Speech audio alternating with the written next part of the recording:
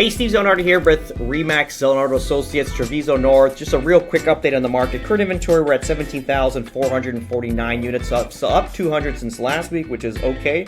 And the sales have just increased literally by 30 or 40 sales. So we're at 667 sales. Sales still a little bit low, inventory still a little bit high. What we found right now is our inventory starting to move. I think we're carrying something like 25 listings of some sort, and then plus we've onboarded, or we have we signed contracts getting the other listings ready, another 3 to 5. So we're going to have a heavy stack of inventory going into the first quarter.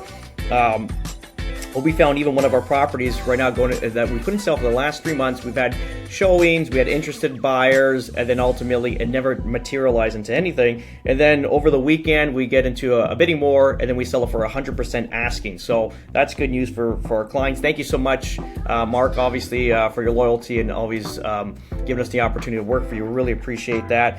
And yeah, also I have a piece of land that I'm selling, also one of my personal properties that's getting some interest.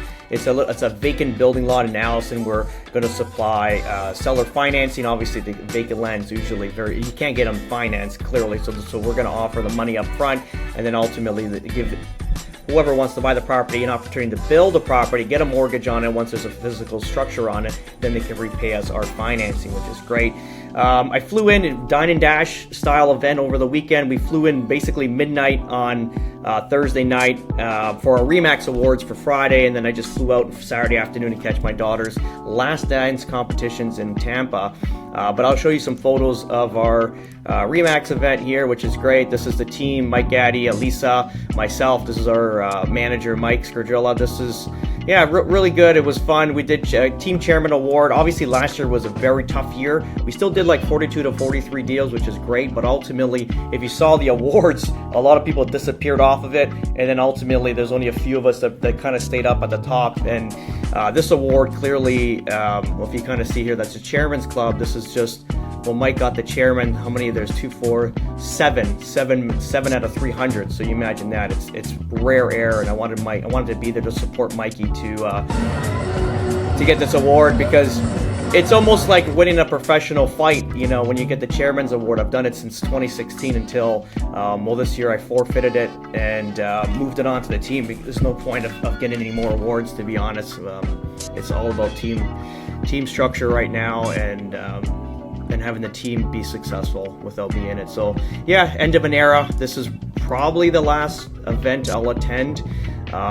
It's time to move on. I've been doing this since 2010, and it's been 15 years, so it's time to move on. So we're going to be ending that for myself for sure. All the awards and everything will be pushed onto the team and not myself, which is the right thing to do. This is a team here just accepting our award. Obviously, this is the team chair, and then Mikey's chairman here, which is great. Like what we're doing now, both south of the border and obviously north of the border, can't be possible without these two. Mikey's he's just amazing. He's a younger, nicer version of me. That's how I explain it, and such a hard worker. Elisa's been with me since 2015 maybe, actually. And she basically gets everything. She manages our whole back end.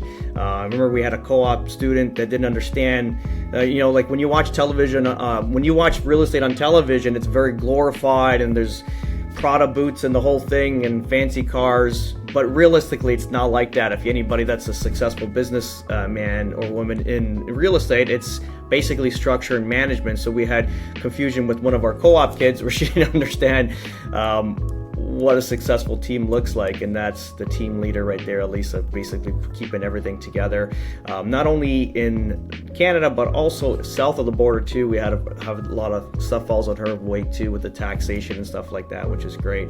But that was the Remax event, and that's pretty much it. And then moving into another discussion, and is it political? Is it not political? I'm just going to be honest on what's currently happening between Canada and the U.S. right now. I have a lot of friends, family members calling me and asking me what do I think what's going to happen here with the tariffs going forward. And it's crazy. Politics aside, it doesn't make sense. And we have very poor leadership. I've always said that. I've never agreed with the Liberal Party that basically disrupted the fabric of Canada. If you're hard left and you don't think that they've destroyed the country for what it stands for, you gotta pull yourself out of that emotional position and look at the country as a whole. It is destroyed. You have no more patriotism, no more hope for that country. Canada last year had the most migration out of the country since the birth of the actual country itself. So since the inception of Canada, last year was the highest amount of people moving away from Canada. And if you don't tell me that's government related, then you're totally lost and you got to really refine yourself. So what we're looking at here right now is tariffs. Issue is we have poor leadership, and it's not just in Canada, it's the worldwide, because what happens is when you become a politician, you basically won a popularity contest, but realistically you've never done anything. So regarding deal making, like deals decision making, this is why obviously Trump's going to be in a different position, because the guy makes deals. It's almost like you get someone that's in the public sector that works all day and has to make deals, fix problems all day. You're going to be able to do a lot quicker. So what we're seeing right now is basically inept people trying to negotiate with a master negotiator. All they said is there's fentanyl crossing the border and a porous border from Canada into the US. All right, so there's a problem on the Canadian side. Instead of having ego, now that the Canadians have put tariffs on the American products, which is insane, okay? So now, all they said is the border. There's fentanyl crossing into America through Canada, and also migrants migrating over, illegal migrants rather, illegal aliens. All you gotta say is, if you were like in that position, especially just remember guys, 41 million people versus 350 million people. We're basically one size of a state of the USA. So we have no power over them. You're not gonna win a war. You're not gonna win a trade. It's Goliath and David, and Goliath is gonna win this battle. It's gonna flatten you out. So what happens is now, if the leadership was proper, and again, this is our left side and the right side, forget about all this shit. Now you got Doug Ford wearing a hat, Canada's not for sale. This is nonsense. It's such play. All you got to say is, you know what? We're going to send Border Patrol there. We're going to verify a problem. And if there is, we're going to fix on your behalf. Why? Because we're a good neighbor. We border lands. I need to protect our border and your border because that's where it is. If there's an issue on my end, we need to fix our fence, our gates. You know, it's like a neighbor. A good neighbor is going to fix his side of the fence. So that's what you're going to do. Instead of like retaliating and going into tariffs, you're fighting a battle you're not going to win.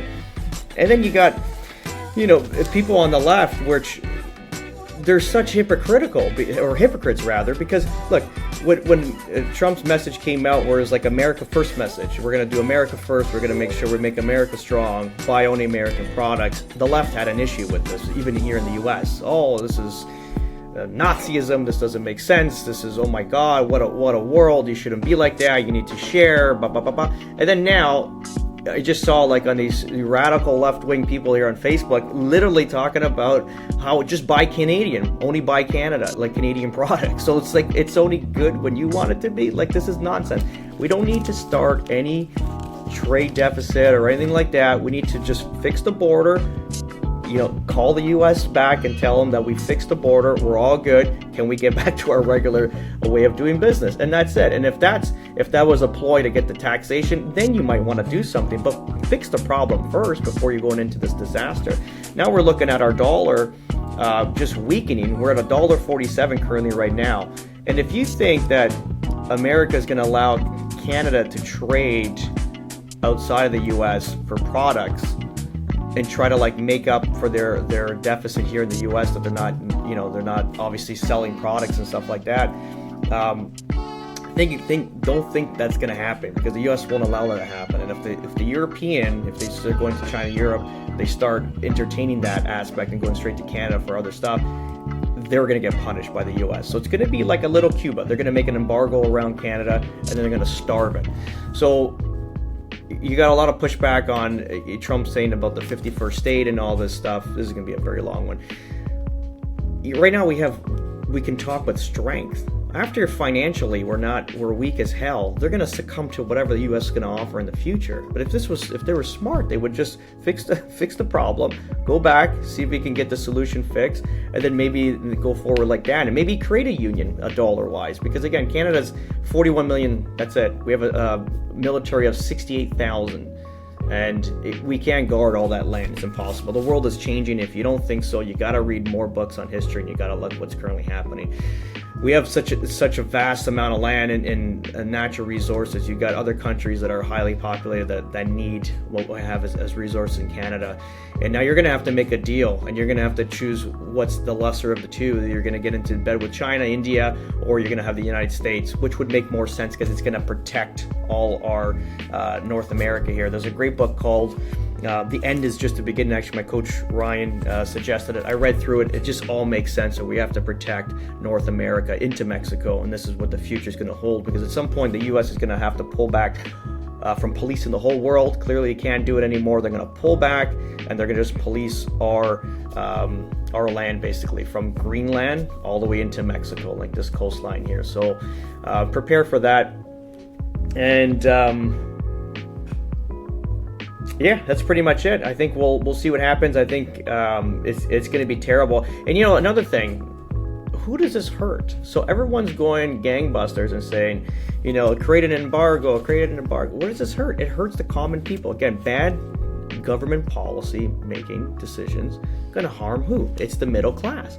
So now, if obviously we don't make cars, we don't manufacture, we don't have a Canadian vehicle. There's not a Canadian car rather. It's all U.S. car manufacturers. If it's Chrysler, if it's Ford, if it's Chevy, whatever it is, they're American, and they manufacture them in Canada.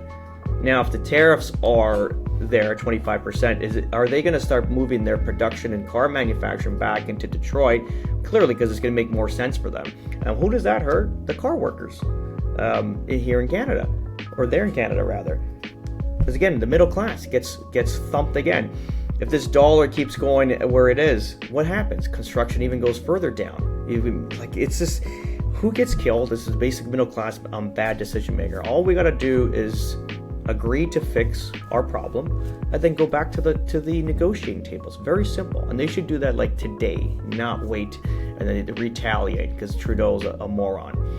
But anyway, that's my thought on this process. We'll see what happens. Hopefully this doesn't go out of control, and we can settle this quickly and then get everything back on track, because Canadian economy is super weak as it is, and the U.S. is not.